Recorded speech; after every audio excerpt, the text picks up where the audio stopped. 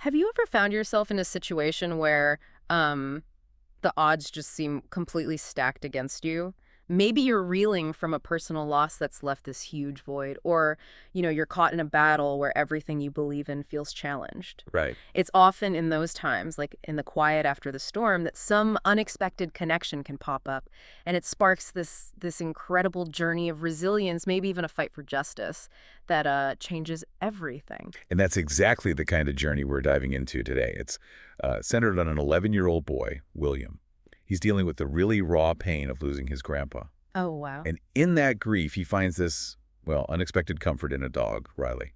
But what starts as this really personal bond, it quickly blows up into this intense community-wide fight to save the dog's life. No way. Yeah, and it forces William to deal with some really complex stuff: loyalty, public opinion, what home even means. So, our guide for this whole exploration is the really moving narrative from the book The Summer of Riley by Eve Bunting.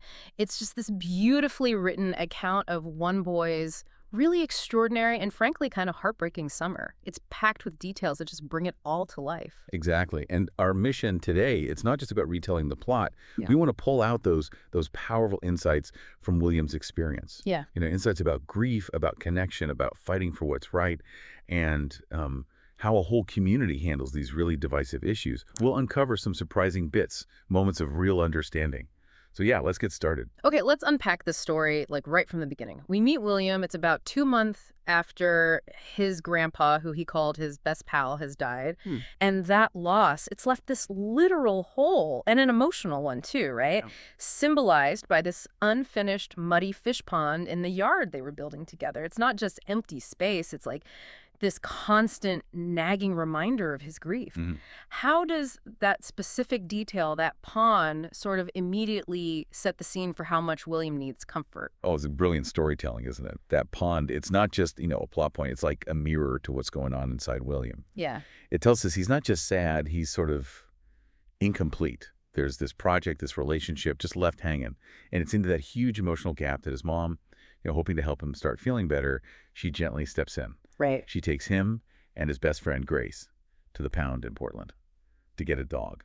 And that's where William meets Riley. He's this lion's color lab mix, velvety ears. William calls it love at first sight. And you totally get why this kid with all that emptiness would just latch onto that connection instantly. And Riley sounds like a really great dog, too. Polite in the house, smart, sits up straight in the car. Huh? He becomes more than just a pet, doesn't he? Like a constant comforting buddy for William, especially while William's also dealing, kind of privately, with his dad being distant and, of course, the grief for his grandpa. It's like Riley's a lifeline, right? How does he specifically fill those empty places you mentioned? Absolutely a lifeline. Riley becomes this, like, silent confidant. He doesn't judge. He just lets William be sad. And we see this bond really solidify during this pivotal hike by the river. Oh, yeah. William slips, tumbles down, ends up ankle deep in the water. And Riley, instinctively grabs William's wrist in his mouth and pulls him back from this deep, dark hole in the riverbed. Wow. Actually saved him. Pretty much. It's a life-saving moment. And for William, right then, he's utterly convinced Riley would always be beside me, ready to help. And Grace says something really insightful after that about how people get dogs to kind of close up the empty places inside them. That really hits home. Yeah, it perfectly captures the emotional role pets play. And it shows how these crisis moments can create this unbreakable bond, which totally explains William's loyalty later on. Okay, here's where it gets really interesting, though. That initial piece starts to crack. William's getting more frustrated with his dad being so distant. He leaves a message about Riley, excited to share, but nothing. No callback. This, disappointment with his dad, it feels like this quiet thing simmering underneath everything else. How does that make him more vulnerable to what's coming next? Oh, it's crucial. Because it shows us William's already feeling let down. Yeah. He desperately needs stability. He's already navigating this world where important people are just not there or far away. Right. And then comes this really dramatic moment. William accidentally overhears his mom. Her voice is described as cold, tight, and she reveals his dad is engaged to someone named Phoebe. Yeah. William's first thought, he compares Phoebe to a disease. I mean, that tells you everything. It's another huge loss for him, another betrayal.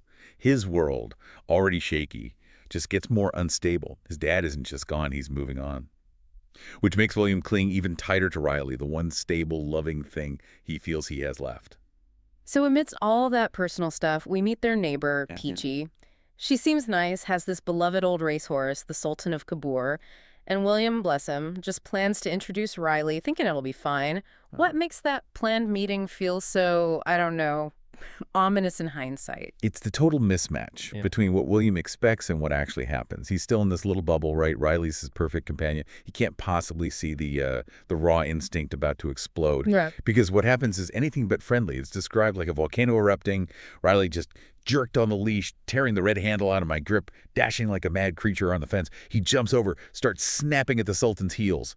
And this poor old horse, almost blind, almost deaf, he falls. And Peachy, who's usually so gentle, just screams with rage, yelling, "Get him out of here!" Yeah. It's not just an oops moment, it's devastating. It shatters William's world instantly and kicks off the whole community battle. It just shows how fast a beloved pet can suddenly become, a perceived threat. And the aftermath sounds grim. Doc Webb, the vet, says the Sultan's shaken up, ruptured tendon. Mom's instantly worried Riley's old owners dumped him for the same thing. Right, adding another layer of dread. And her suggestion, with that fake smile about getting a middle-sized dog, the kind William first wanted, it just highlights how serious this is legally, maybe. What does her reaction tell us? That fake smile says it all, doesn't it? Yeah. She gets the severity way faster than William does. She's not just worried about the horse. She's terrified they'll lose Riley because of some law that doesn't care about a boy's broken heart or if a dog is usually good. Yeah. That immediate jump from cherished pet to legal liability is, well, it's jarring. It's a stark reminder that even the strongest bonds can be threatened by stuff you just don't see coming and by rigid rules. And this is where that really personal crisis crashes right into the, cold, hard reality of the law. Animal control officers Zemek and Dobbs show up. Fast, impersonal. That just signals the legal fight starting, right? How does the book use that speed and lack of emotion from the law to contrast with William's feelings?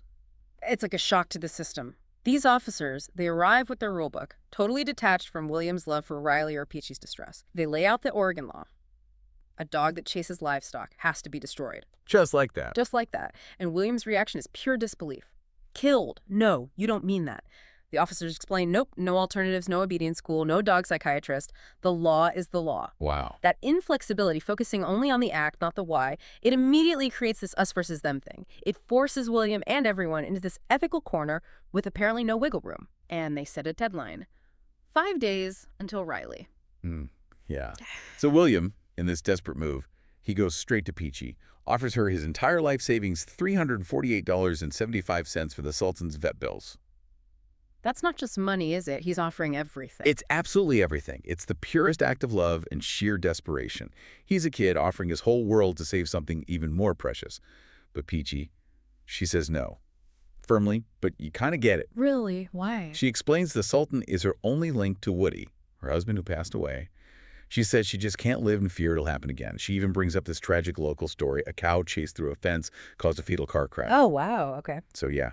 What's important here is Peachy isn't the bad guy. She's got her own deep grief, her own real fears. It just highlights the tragedy when two people's valid needs, their deep emotional hurts, just slam into each other. And that's when the community really starts choosing sides. Grace, William's friend, even though she was mad at Riley earlier, she jumps right in, offers a triple mea culpa, makes these bright yellow flyers. This dog was unjustly condemned to die, starts petitions, dreams about billboards. She's amazing. How does her support show the power of friendship here? Grace is like the perfect antidote to all the legal rigidity and fear, isn't she? Yeah. She's pure passion, pure loyalty. Her jumping into action shows how personal bonds can spark these little public movements, even in a small town. But there's always another side. Always. For every action, a reaction. Ellis Porter and Dwayne Smith, they quickly launched their own campaign with these, ugly shade of pink flyers demanding, uphold the death penalty for all dogs that chase our livestock. Yikes. Yeah.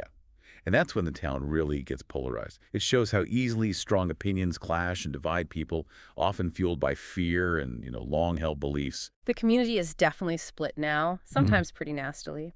And Mr. Brigham, the Photoshop owner, he says something really smart. There are two sides to everything, and the side you're on isn't necessarily right. That feels pretty profound, especially in a heated local fight. Does that hint at where William's journey is heading? Mr. Bingham's wisdom is basically the heart of the whole message about empathy, I think. It's this quiet challenge to the black and white thinking that takes over these conflicts.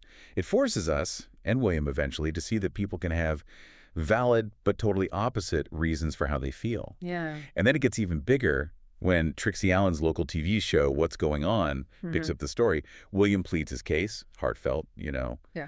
But Ellis and Dwayne, they're effective too, presenting their side. They even get applause. Oh, man. And the public poll they mentioned, stark. 54 votes for executing Riley, only 32 for saving him. It's not just a small detail. It really shows how media can blow up local issues, turn them into these public battlegrounds, and how quickly opinions can harden, sometimes based more on fear than anything else. And the fight keeps getting uglier. There's even a physical confrontation where someone tears down William's big poster of Riley. He's crushed, feels like it's a terrible omen. That act of destruction, what does that do to William? What does it say about these conflicts? Wow, it's a total gut punch for William. It's like seeing his hope physically ripped apart.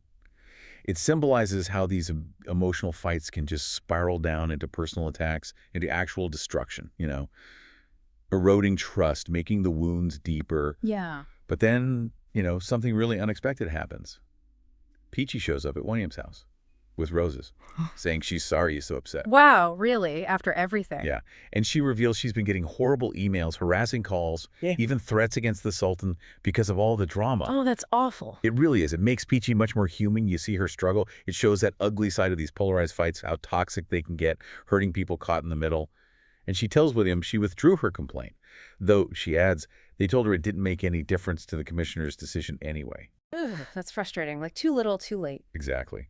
Shows how sometimes individual kindness can't stop the wheels already turning in the system. So then, at the Monk's Hill summertime picnic, William doesn't really want to go, but he does. And he has this really pivotal moment. He finds Ellis Porter, the main guy, fighting against Riley, hiding, crouched behind the truck. And he looks terrified. What's so shocking about seeing Ellis like that? It just completely flips the script. Yeah. This isn't the angry, determined Ellis we've seen reeling against Riley. He's small, vulnerable. Yeah. And then Ellis just confesses his deep-seated fear comes from being bitten by a dog when he was 3. He loved a scar. But even worse, he carries this immense guilt about his cat, Josephine. He watched a pack of dogs attack her, and he admits, I saw every bit of it, but I was too scared to go out and save her. Oh my God, that explains so much. Right. It's this incredibly powerful moment. It gives William and us this sudden, empathetic understanding of why Ellis has been acting this way, what seemed so evil before. It's a key insight. Often the strongest opposition isn't about malice. It's rooted in old pain, old fear. It totally reframes the whole conflict, shows why it's so vital to look past the surface. That is profound. And meanwhile, while all this big public drama is happening, William's also noticing his mom getting closer to Stephen, the guy from the pound. So even with the Riley crisis, his personal world is still subtly changing.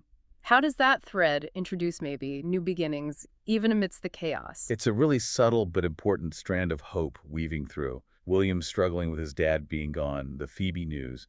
He feels adrift. Stephen's presence, it's not like a replacement dad, but it shows that new positive connections can form. Even now, it's a reminder that life keeps moving. Complexities don't just pause for our big dramas. Yeah, that makes sense. And then William, in this desperate last-ditch effort, he's searching online.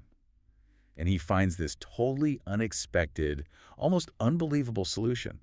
A guy named Rudy Corona in Texas. Texas? What does he do? He trains airport dogs that chase birds off runways so they don't get sucked into jet engines. Get out, Seriously, it's incredibly specific. Sounds kind of crazy, right? Yeah. A real long shot. But it just speaks volumes about William's determination. He won't give up. So does it work? Do the commissioners go for it? Against all odds, yeah, they agree. A one-way ticket for Riley to Texas. William and his parents have to pay. And the condition is huge. Riley has to be trainable for this job, and he can never come back to Oregon. Wow. So it's a win, but a really costly one. What does that kind of compromise say about getting justice in these tough spots? Is it really a victory? It's definitely bittersweet, isn't it? Yeah. It highlights that sometimes, a win isn't getting things back to how they were. It's finding a difficult path forward, that means. Yeah. Letting go. Yeah. The story builds to this really emotional goodbye at the airport. William's trying so hard not to cry, pushing his old chewed-up tennis ball through the carrier gate for Riley. Oh, man. And then in this quiet, really powerful moment, his dad shows up unexpectedly, just offers some quiet support, whispers, "Keep your chin up, old man." Oh, that's good. It is. It's not just saying goodbye to Riley. It feels like a tiny bit of healing maybe in that relationship too. But mostly it just shows how incredibly hard it is to let go, even when you know it's for the best. So, okay, where does this leave William after this incredibly long, hard summer? Does he hear about Riley? He does. Rudy Corona calls, confirms Riley got to Texas safe and sound, eating well. Later, an email says Riley's learning fast, gets along well with the other dogs. Those updates, they're distant, but how do they help William start to, accept it all? Oh, they're absolutely crucial. They validate the huge sacrifice he made. They give him and us the comfort that Riley isn't just okay, he's actually thriving, finding this new purpose. That's good. And William slowly starts to accept it. He internalizes this tough truth. Riley was over for me. And when something's over, it hardly ever comes again. You just have to go along with it. He connects it back to that unfinished fish pond, the symbol of his grief for Grandpa.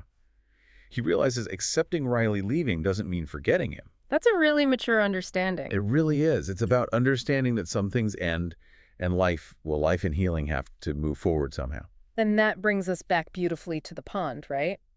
Because it's Stephen, not his dad, who's off with Phoebe, who helps William finally fill in that hole. That feels incredibly symbolic. What does Stephen helping him signify? It's literally closing that wound, Yeah. physically and emotionally. And the fact that it's Stephen, this new, kind presence in their lives who helps him, it signifies William's finally ready to build new connections, accept new kinds of support. It's not about replacing Grandpa, it's just starting a new chapter. The story wraps up with the Labor Day party, a sign of new beginnings, of healing. Peachy and the Sultan aren't there, which highlights the changes that can't be undone. But William thinks, I could work on it. He's found some peace. He gets that some things are gone, but life finds new ways.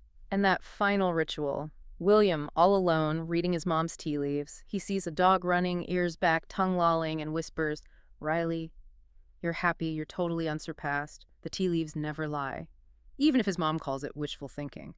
What does that moment give him? It's like his final act of taking control, in a way, after feeling so powerless. He's creating his own ending, his own certainty about Riley's happiness. It speaks to that deep human need for belief, for hope, especially when things are out of our hands. The ritual, it's not about whether it's literally true, it's about emotional truth. It gives William this profound sense of peace, lets him truly believe Riley's free and happy, and that allows him to finally move forward himself. Wow. William's deep dive into that summer loss, loyalty, these huge battles, it really shows us that true strength isn't just about fighting for who you love. It's also about learning to navigate all the messy stuff, community, understanding, even forgiveness. His journey, it's just this powerful testament to resilience, even for a kid. Finding meaning, finding acceptance, even when everything changes. And William's story is such a potent reminder of what Mr. Bingham said. There are two sides to everything. Really understanding those other sides, even painful ones like Ellis's old trauma, or Peachy's genuine fear for her horse that's so crucial for empathy, for finding any kind of resolution. It just highlights how our personal grief can slam right into public opinion, forcing these impossible choices, and sometimes revealing these really surprising deep connections in a community. Yeah. This deep dive into the summer of Riley, it really leaves us with something to think about, doesn't it? When life forces these huge changes on you, is real loyalty about desperately clinging to what you had? Or is it maybe about finding a path that lets someone or something truly thrive, even if that means letting go and finding happiness somewhere new, somewhere unexpected? What actually makes for a happy ending when things are just that complicated? Something to definitely mull over until our next deep dive.